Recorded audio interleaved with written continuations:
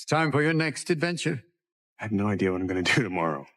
Is policing in 10, 15 years just way less manpower and way more technology? Ooh. So the issue, I wouldn't say that's where it's going. The issue is with the political climate, with everything going on nowadays, less people want to be cops. Less people want to. You're finding less good candidates that want to be cops because they don't want to deal with it anymore. You know, they don't want to deal with some of the nonsense that we go through and deal with. What's the big nonsense you deal with? Political and just the way things get spun up in the media and that perception. I tell people all the time, I used to be a resource officer, and I'm going to tell you right now, there's teachers that aren't good teachers that shouldn't be teaching. There's doctors that are out there doing medical stuff and malpractice stuff that shouldn't be doctors. The issue is they're not always in that limelight. A thing happens, they're going to media, and that kind of gets pushed aside. For some reason, we're always in that limelight, and one bad cop's going to make everyone a bad cop, and we got to deal with that all the time. In reality, most people out here are in the same thing. We all have the same goal. We want to go home at the end of the night. We all have the same kind of mindset, and we want to do our job and be successful at keeping this community safe. So I quit. I quit law enforcement. And I wanted to make this video, not because I wanted a sad story or y'all to feel bad about me or feel bad for me, but I wanted to make this video because I knew people were going to ask why whenever they haven't seen me in uniform lately and all that good stuff. But basically, my agency and I, we left on good terms, but I knew that I wanted more in my life, and the job that I had did not meet that expectation. So this is week 1 of leaving my police job, moving to a different city and starting HVAC school. It was a pretty fast transition, so I don't really think I knew what I was getting myself into going to HVAC school. I'm using tools I've never even heard of. I got the tool list and I was like, what the heck is that? I was on Google a bunch. It appears that it is definitely a good skill set to have. I've already met a ton of people out here where I moved to who are like, oh, I know somebody who's hiring, like everyone's hiring, so that's cool.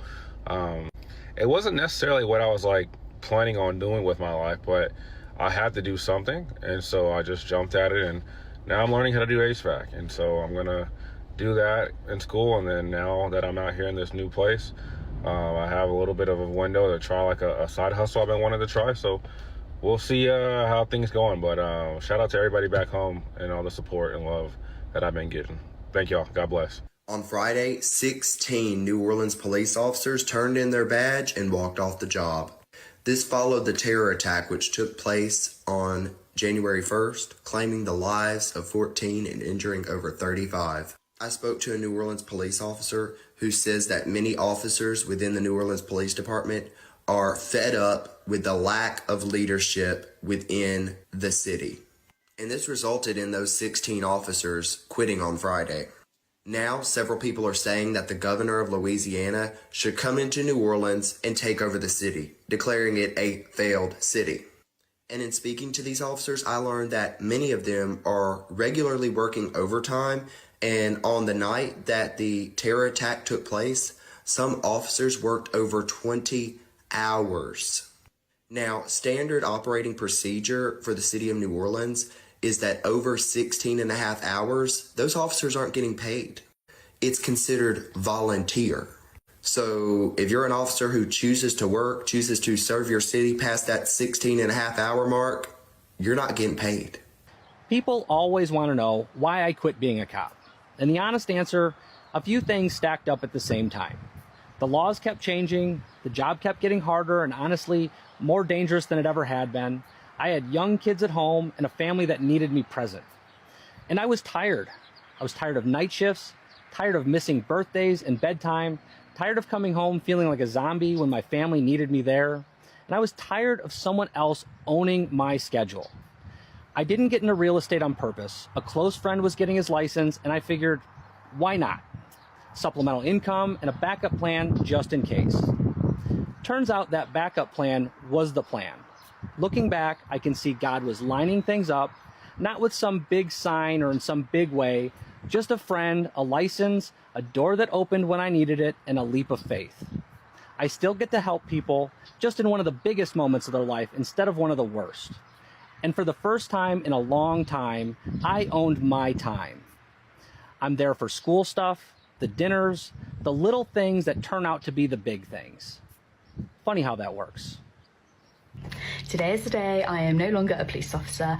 So I handed in my notice. You may have seen my TikTok where I said I handed in my notice after 3.5 years of service. Today is the day I am no longer in the police and no longer a police officer. So I could not be happier about that decision that I have made for myself. Sadly, I thought it was the job for me and it was a career for me.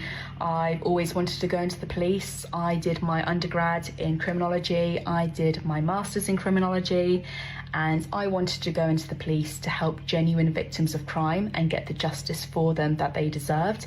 However, the police, it's not the place to be at the moment.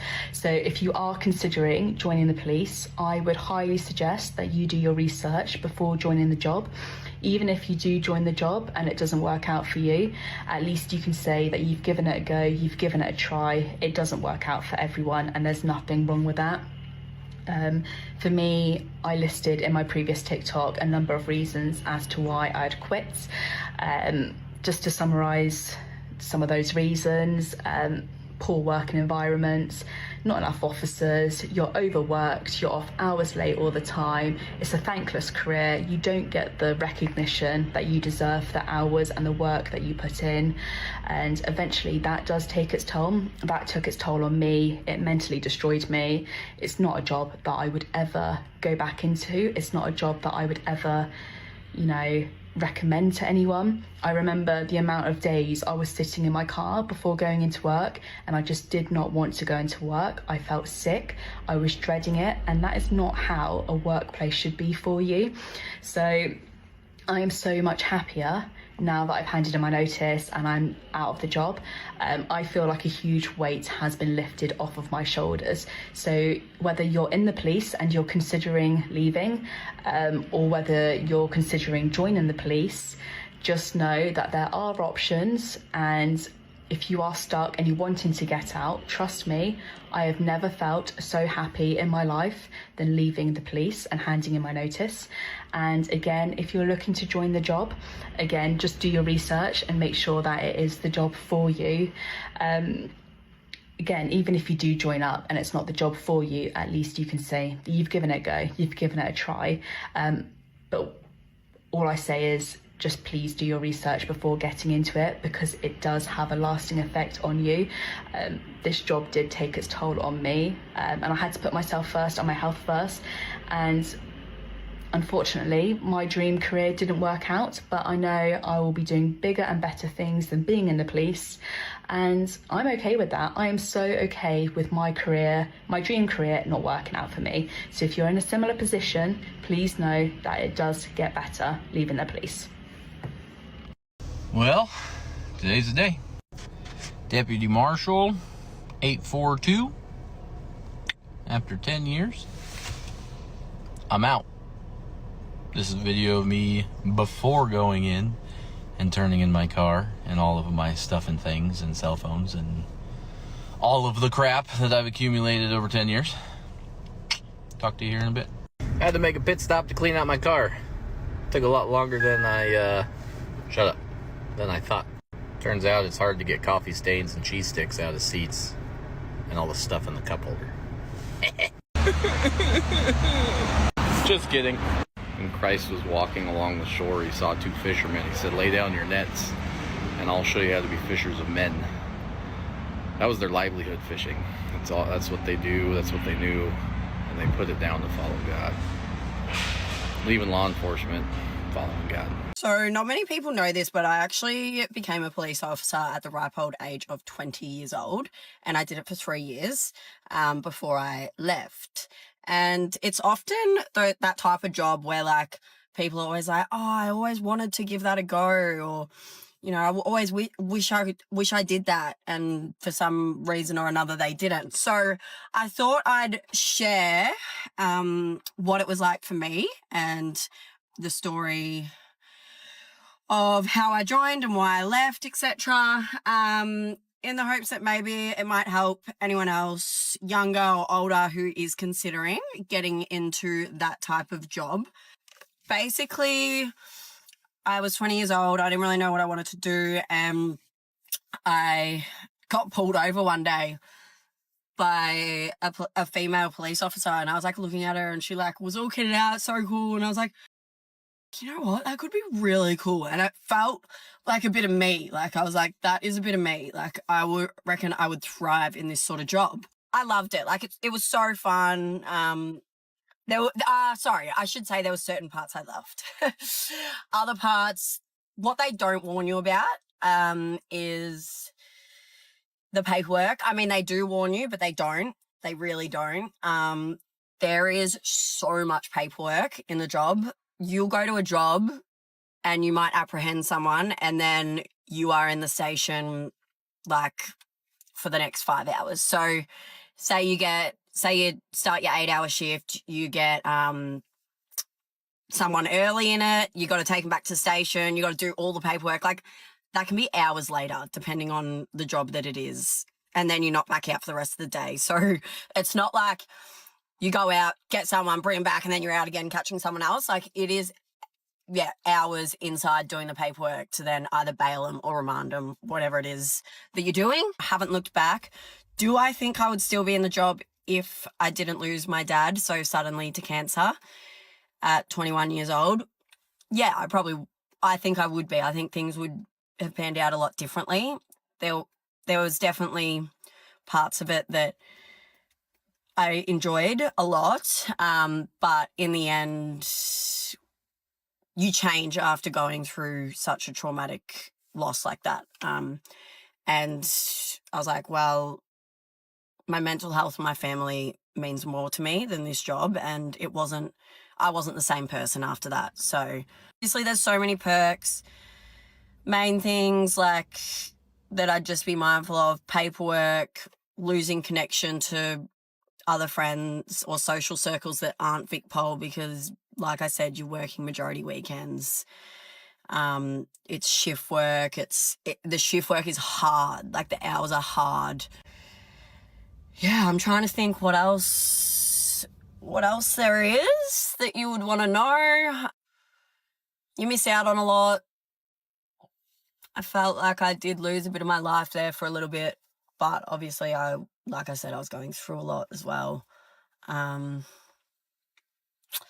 It's very hierarchy. Like you call your senior sergeant boss. Like it's very like, I don't know. I didn't love that about it. Like, you can't just go, hey, Peter. Like it's, hey, senior sergeant, or hey, boss. Didn't love that. Like I know it's like hierarchy, respect, all that, but it just really grinded my gears. Like I know you're the senior sergeant. Like it just felt like a power play. And one thing I will say is people judge how you do your job. Like people judge hard. You'd get into the station and they're like, did you hear about the job last night? Like this person did this. Like it's like, it can be very toxic. Like I said, people are very like judgy on how, jobs are run and all this. And if you do a shit job, you're going to be heard about. So I know that's probably everywhere, but that was another thing. You have empathy, you have patience, and you have drive, then do it. I'd say do it. Like, go for it. But the main thing for me was my mental health, and I had to prioritize that. I was going through not only my dad passing, but some other mentally challenging things that I haven't touched on, so I'm not going to touch on in this video. But yeah. Anyway, if you have any questions or anyone wants more information on it, let me know. Hoping this reaches the right audience. But yeah, it feels like a lifetime ago. It doesn't even, it feels like another life that I did that job. But, it was such a good experience. And if it doesn't work out for you, at least you can say you did it. Like, that's what I'm always so happy I did it for is, so many people oh, I wish I did that. But, I did it. I experienced it. It was great. But I wouldn't go back. I won't go back. I won't ever go back. My boss at the time, he's like, you're welcome back whenever. And I'm like, thanks, boss, but no thanks. So this goes beyond police officers just quitting. It's taking a look at people that are responsible for keeping others safe in society, walking away from that role.